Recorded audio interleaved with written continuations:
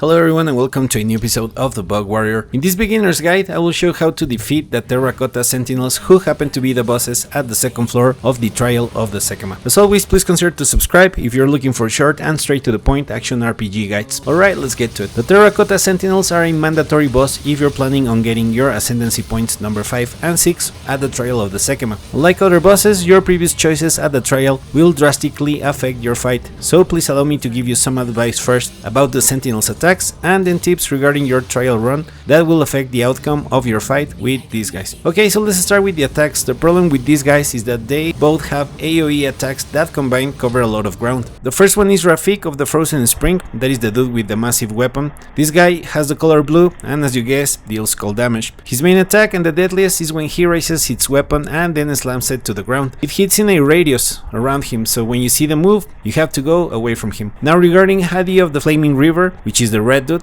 as you can imagine, this guy deals fire damage. The difference is that he can slam the ground with his fist and waves of fire will move forward. You can anticipate the attack when you see him raise his fist and then they will glow red. After this, he will slam the ground with them. What you want to do basically is drag them to one side of the arena, then dodge past them and counter attack from the other side. The most important thing here is to avoid getting hit, because they both hit hard and you will lose your honor fast. The other option is to try to go in circles around them and wait for them to attack so you can counter attack, but this move is risky because of the AoE attacks that I mentioned before, so be careful. Now many streamers say that you should defeat both at the same time. To me personally that is pretty much impossible since you are mostly just trying to survive. Instead, try to bring one down first, but just be ready that when you defeat one of them, the other one will regenerate life fast. As you can see here, I almost had Rafiq and then all of a sudden it went back to full life. However, the good thing is that if you keep attacking and your damage doesn't get interrupted, you will be able to kill it fast. What you need to do first is have enough honor to survive a couple of his attacks just in case he hits you, and do your best to stack 500,000 damage. After this, you should be able to give him the killing blow, and congratulations, you will have completed floor number 2. Now the next floor of course is floor number 3, but I haven't been able to complete that, so I will cover that in a future video. However, I want to say that even if you fail to complete that floor, when you complete floor number 2 you will get more space to add relics, so it's not time wasted by any means.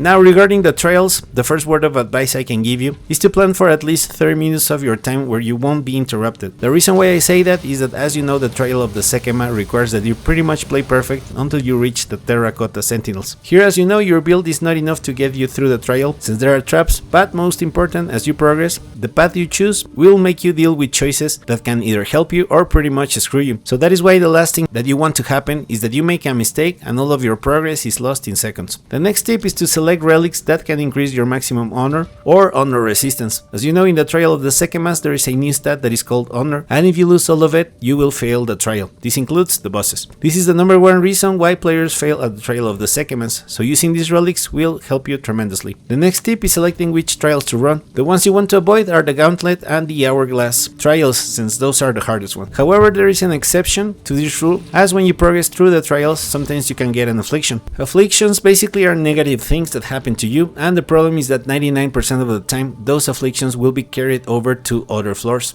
So if you make a bad choice, it will have severe consequences, especially when you are facing the bosses. So avoid as many afflictions as possible, and when you have no choice, avoid anything that gives you reduced movement speed or reduced damage for you and your minions. Also, it's very important to be able to see the next rooms, so never get rid of that, as you might encounter an affliction that will end your run. The last tip is to avoid getting hit, of course. It sounds very stupid, but it's true. Every time you get damage of any kind, that means from monsters or traps, you will lose honor. So this is why you have to play perfect and you need to be on top of your game. I know it sounds ridiculous, but you will need all the honor possible when you face the bosses. So that is all the advice I can give you for now. I will make a follow-up video on floor number 3 and unlocking the 5th and 6th Ascendancy points.